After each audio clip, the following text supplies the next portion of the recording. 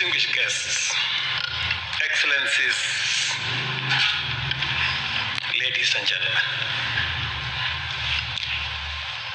this is historic as it is consequential. This is a very significant moment and a solemn one at that. It is solemn because today we seek to make amends for harms that have never been truly repaid. No compensation can restore a life lost. No reparation can fully erase the pain of a parent who buried a child, a spouse who lost a partner, or a family forever changed by tragedy. It is also solemn because I wish that our late brother, the statesman Raila Odinga, was here with us today.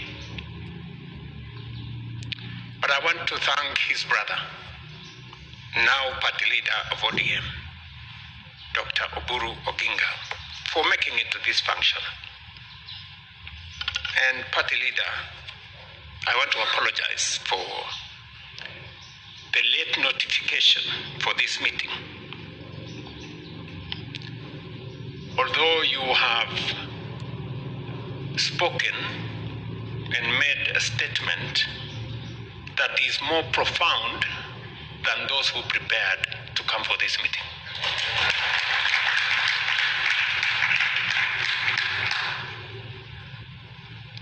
This is one of the commitments we made to the Kenyan people.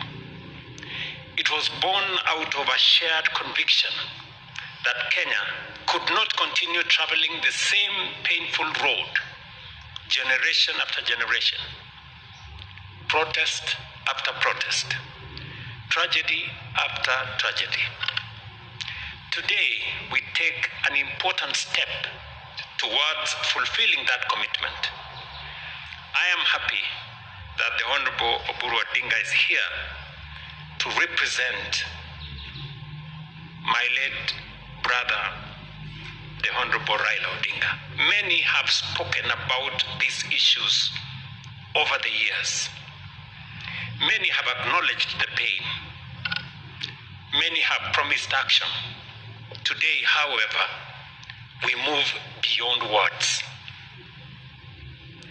I stand here pleased that we have reached this milestone, saddened by the circumstances that have made it necessary, humbled by the trust placed in us by victims and their families, and optimistic that this marks the beginning of the end of a painful chapter in our national life. Our country has been undergoing profound socio-economic and political transformation.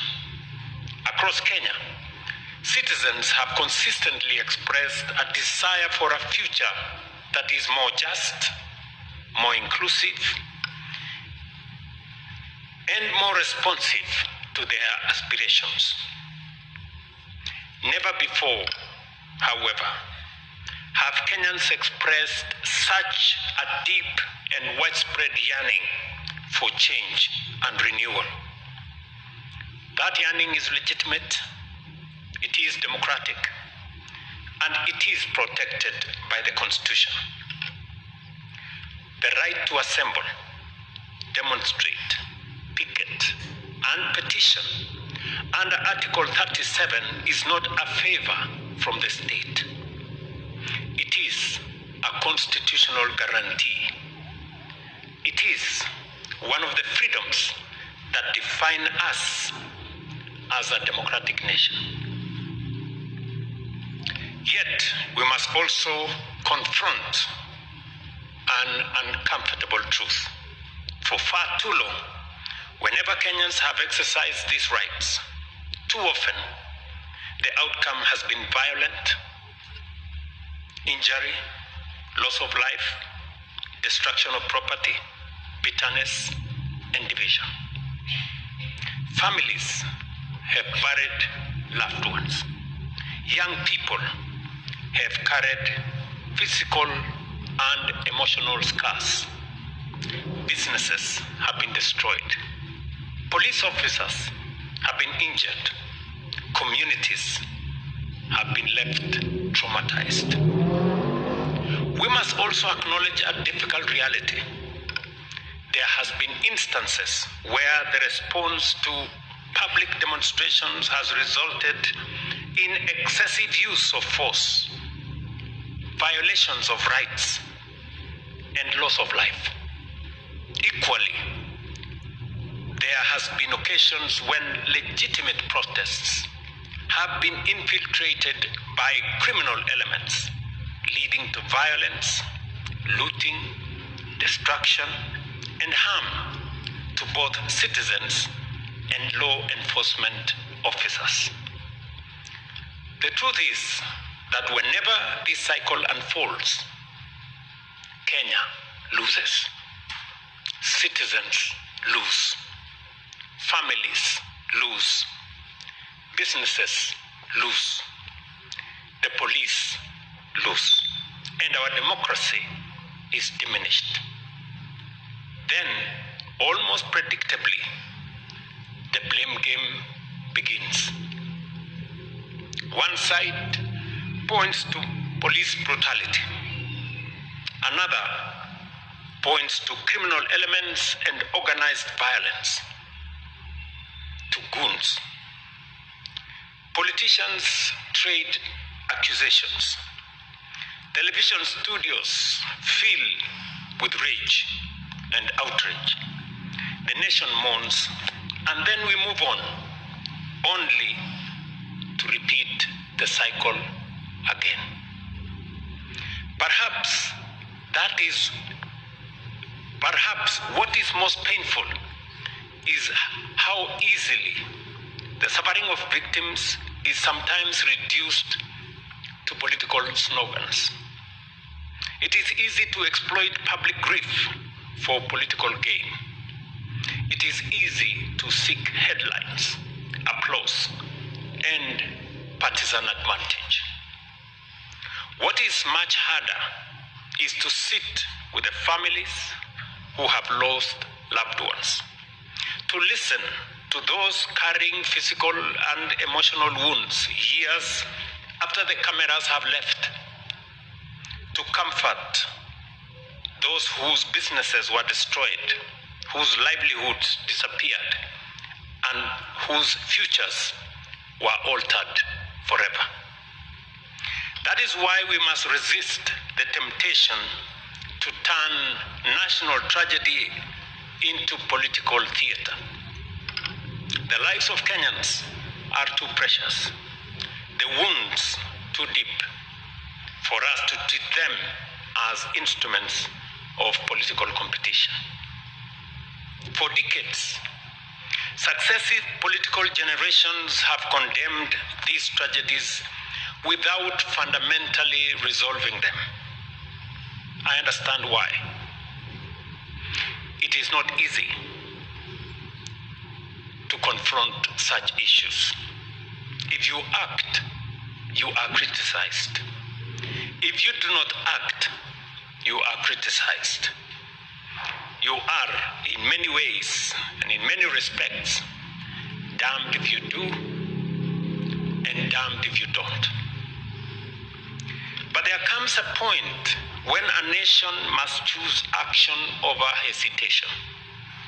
There comes a point when the cost of doing nothing becomes greater than the cost of trying to do something. Leadership is not about choosing what is comfortable. It is about choosing what is necessary. And so, we have chosen to act, not for ourselves, not for political advantage, but for Kenya. Our commitment is not in words alone.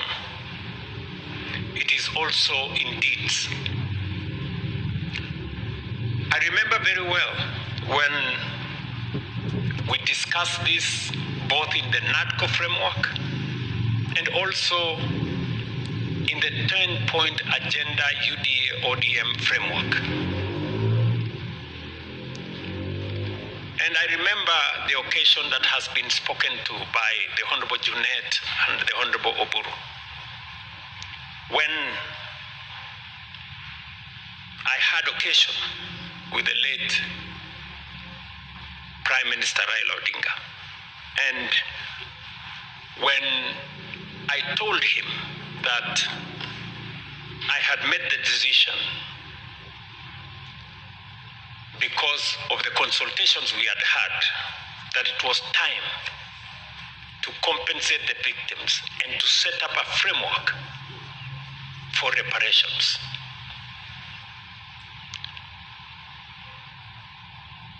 And he encouraged me and he told me, Mr. President, this is the right thing to do. And let's do it now. I remember also that subsequently, when I issued the proclamation, Professor Makau here, who rarely asks for my time, asked for an opportunity to see me. And he came and we sat down, I think somewhere in there, here, and he told me, Mr. President, I never knew that you would agree to do this. Because in many respects, it amounts to admission by you and government. And so I told him, we have buried our heads in the sand for far too long. And it's time for us as a nation, and for me as the leader of the nation, to stand up, own up, and do something about it.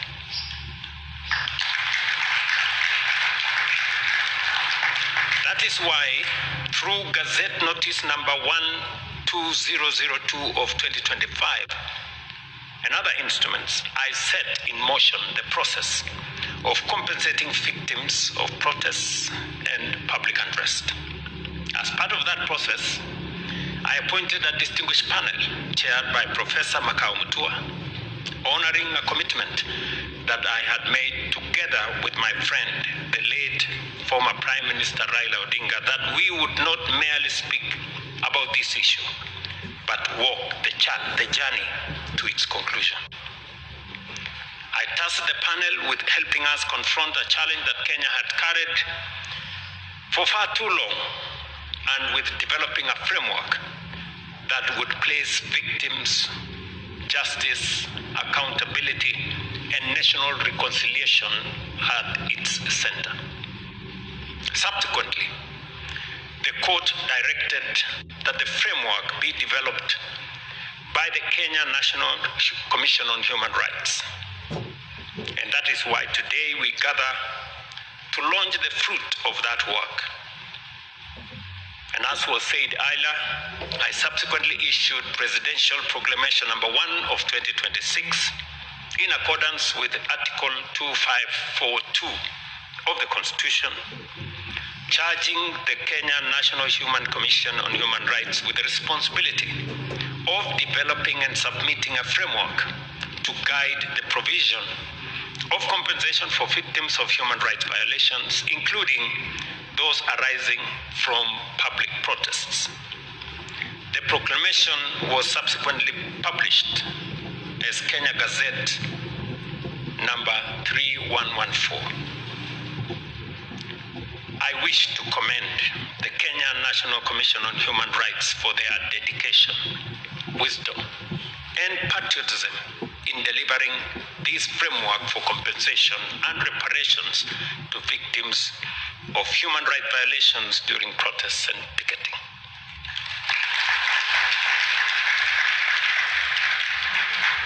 Madam Clarice Oganga and your team, you have discharged this responsibility in honor of those who have suffered this injustice and to the benefit of the nation, not an individual, not a group of individuals. And I want to commend you.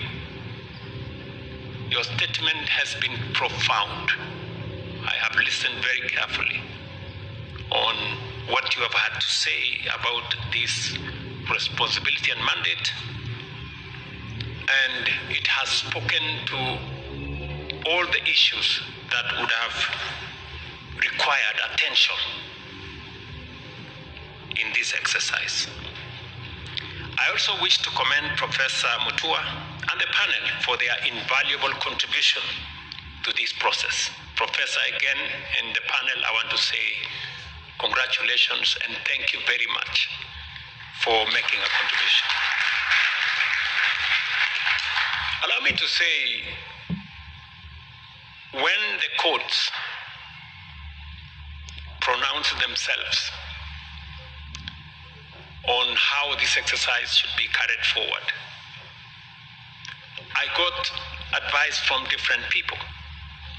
One group said, the court, we should appeal this decision of the court. Another group said, we should implement whatever the court has said in the interest of time. So when I assessed, to me, it didn't matter who did what, but it mattered to the victims and to the country that for once we try and resolve this issue. And I want to thank again Professor Makau, who came to consult with me, and we agreed with him that while it was okay for us to go to court and appeal, but we must also agree with the court, proceed with the process, so that Kenyans can for once know that we are committed to our word. This framework represents a major milestone in protecting the rights of those harmed during protests, advancing social reconciliation, providing redress for victims, and strengthening our democracy. As a demonstration of our commitment, we have already allocated Kenya shillings 2 billion towards compensation and reparation for those who have suffered verified harm arising from protests and unrest, including affected families, injured citizens, businesses lost, and law enforcement officers injured in the course of their duties. But let me be clear. This is, as has been said by many, the beginning of the journey, not the end. Let me also be clear about what these payments are and what they are not. They are not the price of life, of pain, or of loss. No amount of money could ever be. The Kenya shillings 2 billion we have committed cannot replace a son or a daughter. It cannot restore years and lot of trauma. It cannot fully compensate a family, a trader, or a community for all that has been taken away from them. What it does represent is the state's acknowledgement that harm occurred, that victims matter, and that a nation heals by tending to its wounds rather than pretending they do not exist. Nor is this redress a reward for violence, looting, criminality, or unlawful conduct. Neither should it be understood as a license for disorder on one hand, or excesses and violations of rights on the other. redress for harm suffered by citizens, an affirmation that the rule of law applies equally to everyone. And let no one mistake compassion for impunity. Compensation does not retire accountability. The law applies equally to the citizen and the officer, to the protester and the police. Where wrongdoing occurred, accountability must follow its proper course. I have come to see our country as a single body. It has many parts, and no two are alike. The hand is not the foot, the eye is not the ear, yet all belong to one body and share one life. When a thorn pierces the foot, it is not the foot alone that suffers. The whole body stops to remove it. So it is with us. The young person injured in a protest, the trader who lost a lifetime's work to looting, the police officer hurt while keeping the peace, and the family mourning a loved one are not rival camps. They are all Kenyans. They are all part of one national body. When any one of them is wounded, Kenya is wounded. And a nation does not heal by choosing whose pain matters. It heals by acknowledging all suffering, pursuing justice for all, and committing itself to doing better. That is why this framework is only the beginning. The journey will be complete only when we achieve two other things. First, a comprehensive legal framework that fully operationalizes and protects the rights guaranteed under Article 37 of our Constitution. The right to assemble, demonstrate, picket, and petition peacefully. I'm happy that the Kenya Human Rights Commission have undertaken to work with all the stakeholders to develop this law that will operationalize and protect the rights guaranteed under Article 37 of our Constitution. Secondly, to reform and have a training manual that reshape our police service and how they manage public demonstrations, ensuring professionalism, restraint, accountability, and respect for constitutional rights. Together, these reforms will strengthen the health of our democracy, because compensation, properly understood, is not an end in itself. Compensation addresses the consequences of past failure, but reform must prevent their recurrence. We must also recognize a new challenge of our time. Artificial intelligence and digital platforms have transformed how information is created, shared, and consumed, especially among young people. While these technologies have expanded access to information, created new opportunities for learning, innovation, and commerce, and enriched democratic participation, they can also be used and have been used to spread misinformation, manipulate public discourse, inflame tensions, and fuel unrest. We must therefore be firm that technology must serve truth, responsibility, and national unity, not deception, division, and violence. If we remain committed to this path, this framework will mark more than the compensation of victims. It will mark the beginning of the end of a painful chapter in our national life.